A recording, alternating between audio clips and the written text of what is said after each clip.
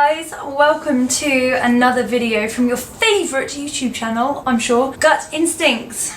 Oh, so naff. I'll just stick with a hey guys and welcome. Nice and broad, nice and vague. For those of you who are good with your eyes, you may have noticed that I am in a different location. I'm sure you're thinking, oh, is she on set? Oh, has ITV hired her? No, I'm afraid not. I've just moved house again. Generation rent. I digress. There hasn't been much to report on my Crohn's disease. However, so many of you have actually messaged me saying that that is the stuff that you want to hear about. So you want to hear about the fact that my Crohn's is in remission, I think. I have no idea if I'm technically in remission. I've just had a hospital appointment this week where I did a stool sample and blood test, and I'm waiting on the results for that. So I will probably do another video once I have the results, once I know whether there is any inflammation or whether I have just somehow managed to keep everything on a level. TBC, but right now I have been medication free for coming up to 2 years, which is crazy. Time has just flown a mad amount, and in that 2 years I haven't really had a flare up at all. I've had like minor stomach problems and days where my Crohn's feels like it's kind of on the brink, and I have experienced other symptoms of Crohn's disease, so it's important to remember that inflammatory bowel disease is not just going to the toilet all the time. There is, extreme fatigue, there is brain fog, there's malnutrition, so that side of stuff I think I'm still dealing with a little bit, but in terms of any stomach problems, so stomach cramps, diarrhea, blood in stools, haven't had any of that for a while now. Touch wood! Which is cool, it's really cool, and it's something that a lot of you guys ask me about, and I send you messages when I can, and then I get really busy and I forget, and I'm just a bit of a dick, so I'm sorry. So I thought I'd just use this to make a really quick video to just recap on where I am and how I got to where I am. Please note, I am in no way medically trained. I have no technical medical experience. I am only talking from personal experience, so if you go away from this video and decide to do something similar to what I've done, please speak to a trained professional, a consultant, your doctor before doing anything, because I will not pay for your medical bill. So tip number one would be to do your research. For some people it can be really appealing and tempting to think, oh yeah, I want to go medication free, it's like really trendy, it's really cool, I don't want to be on my tablets anymore. Not true. First of all, it can be really dangerous. So if you're on a high level of immunosuppressants, of biologics, if you're injecting yourself, if you're goodness knows what, you have to be very careful that your body is not dependent on whatever drug you're taking, and make sure that you know what you're doing. I think for some people, coming off of medication sounds like a really great idea and something they might be able to do really easily, but for a lot of people that is not the case, and it is not an easy thing at all. And for some people it's not even thinkable.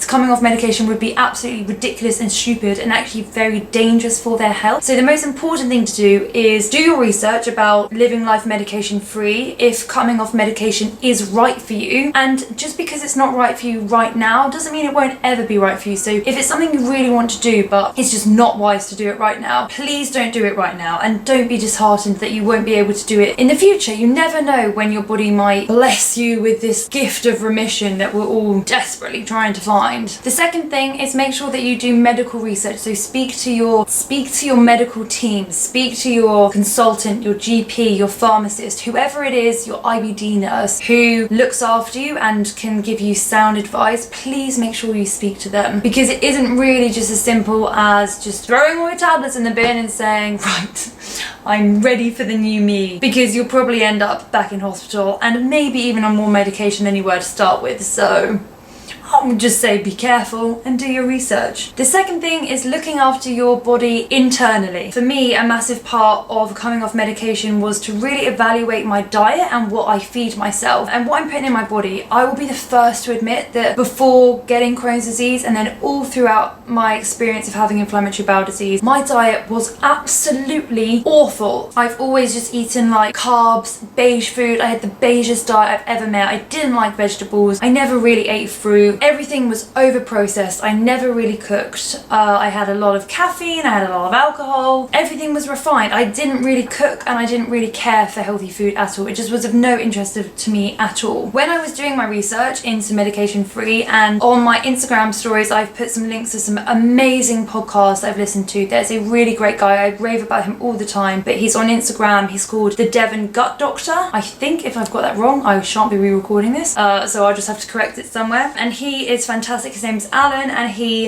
is really focused on kind of nutrition and dealing with diet and lifestyle relating to gastroenterologists. Who can say that word? He looks at the stomach and the gut, and he's got some really interesting facts and lectures on YouTube, and I would recommend, he's got a podcast with The Doctor's Kitchen. It's a really insightful listen, and it really got me thinking about food and what I put into my body. So when I decided to come off azathioprine, which is an immunosuppressant, I then decided also to go vegan, so 100% plant-based. I took on this diet about a month or so, maybe 2 months before I came off my medication, just to get my body used to the food, because it's a very high fiber diet. It's a lot of fruit and vegetables, which predominantly before being on medication I couldn't even dream of touching. Like anything with a skin on it would basically just pass straight through me and send me into a flare-up. But yeah, I already knew that meat and dairy was a key aggravator for my stomach, so it seemed to make sense to adopt a plant-based diet. And the more research I do, the more I find that actually high fiber diets are incredibly good for the stomach, increasing the microbiome and improving the diversity of microbiome in the gut. There's a great girl called the Foodie Dentist who I've done an interview with before, and she talks about this, so check out my other video because it's just so fascinating and it's so interesting. And we're told one thing all the time by dietitians and doctors and consultants, like fiber is bad, have a low fiber diet, blah blah blah. But then on the other hand, there's all this research that shows that actually a really high in fiber diet is really good for your gut. So it's really confusing, but what you have to do is do your research, think about what you're putting into your body. It's one of those classics, and that's just in terms of for healthy eating, but your body is a machine, kinda-ish, and we really need to be paying attention on what we put into it. So take some time and think about your diet on a daily basis. What is it that you're eating? What is it that you're not eating? Why? If there's good reasons, you're allergic, it's gonna put you in a flare-up, you don't like it, fair enough, think about it. Think about what you're putting into your body internally. The third thing for me was I then looked at what my body was doing externally. So in terms of my mind, in terms of my fitness. And again, I was just lazy. I didn't really think about my body. I just didn't really respect my body. I was very lazy, if I'm honest, with myself and with everybody. I also really struggled with exercise when I was in flare-ups. I couldn't run for longer than 20 minutes without having to run to the toilet for fear I was going to shit myself. But then everyone talks about how fantastic exercise is for you, for the body, and so I thought maybe I should give this thing a go, and lo and behold, I now exercise more now than I ever have done before, and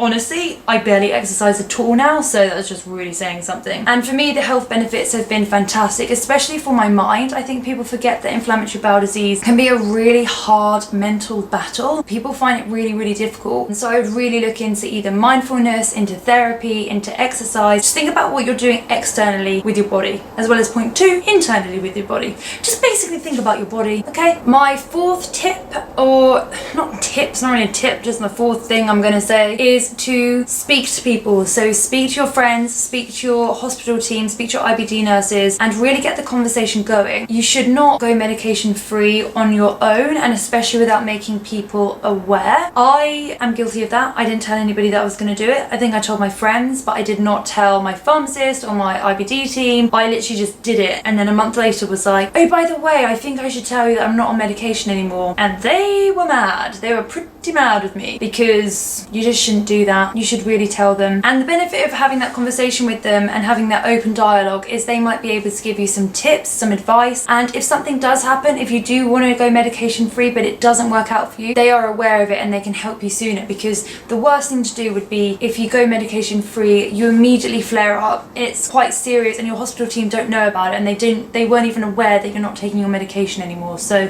please keep that dialogue open. Be very honest with people. They'll respect you for that. They may even need to suggest that you take certain supplements, because you may find that you end up being deficient in something. So definitely talk to people. That's all I can say. And the fifth thing I will say is listen to your body, okay? There's a reason why this channel is called Gut Instinct, other than the fact that it's a hilarious pun. but your body is an amazing fountain of knowledge about you and only you. So if you're doing something and it doesn't feel quite right for you, listen to your body and then yes, obviously go see someone. But if you're not feeling well, please don't try and fight it and say like, oh no, but I can do this and I'm doing it and I'm #goals. No, you're freaking not. Listen to your body. If it's telling you to stop or it's telling you that it needs something, you absolutely have to respect that. So for me, luckily, although when I first became medication free, I was really strict with my diet and was definitely 100% vegan. I'm now, I'd say maybe 80% vegan. I still don't have any meat or any like flesh of an animal in that sense, but okay, you know, I love a croissant which has butter in it, so that's a bit shit. Or like sometimes I'll have cheese and I'm not gonna beat myself up about it or feel guilty about it. I additionally know that if someone made me a latte with cow's milk in it, that would absolutely send me over the edge, that my stomach would gurgle and bubble and I would know that that's not right. So I listen to my body. I know that there are some things that I definitely can't touch, but I also know that there's some things that my body is definitely craving and needing. So I take B12 supplements, I take iron supplements, and although I don't think you should live your life by getting all your nutrients from tablets, unfortunately with inflammatory bowel disease, you do need a bit of a boost, okay? Oh, so there we go. So this is not like a how to get remission free guide. Also, as a disclaimer, I don't know if I'm in remission. I just haven't had diarrhea for 2 years, so that's a pat on the back. Worth it in itself, let's be honest. I think the key thing to do is, if it's something you're interested in, great, fantastic. Do accept that it may not work for you. It might not be the right time, but just because it's not the right time now doesn't mean it'll be the right time ever. And please definitely check out some of the people who I've mentioned in this video. I will try and put links to their social media pages in the description of this video because they have such interesting points of view that are all backed up with medical research. It's not just some person like me saying, oh yeah, this is really good and this really works. Like, who am I to tell you that? Like, I don't have any research. I don't even have my latest test results, so fuck knows. But these people do know what they're talking about. And even if you're watching this video and you're thinking, well done you, medication free, that's not great for everyone, which, okay, sure, some of you probably are, well done. It's still interesting to broaden your perspective and just to look at how other people deal with inflammatory bowel disease, because there is no one solution that's right for everybody, okay? And I think that's the most important thing to say. Your body is so unique and is completely your own, and what works for you will not work for so many other people. So it's very important to understand that, and also to not cast judgment on other people or on yourself for your own decisions. So live your best life, be healthy, be happy, and stay tuned for when I do another video. My back is killing me, so I'm gonna cut this short.